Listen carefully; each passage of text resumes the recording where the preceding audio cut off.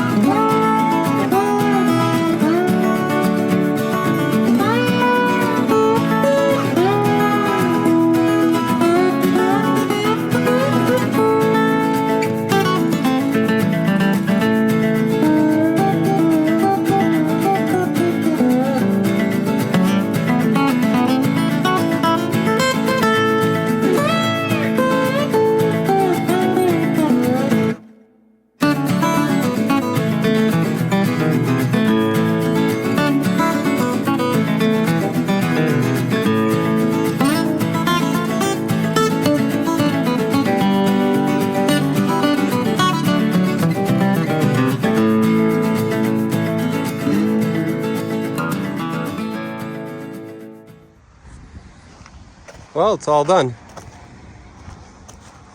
Got everything flushed, got everything oiled, got everything put back together, got the seed plates out. It's good to have this done earlier this year, so now time to unhook it and then get over and at least have the tractor ready to get the sprayer.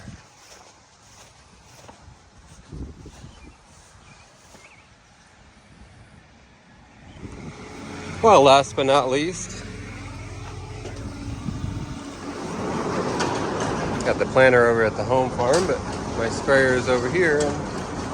So it made the most sense to bring the tractor over. So I'll get the big 9200 out and put the 8245 in.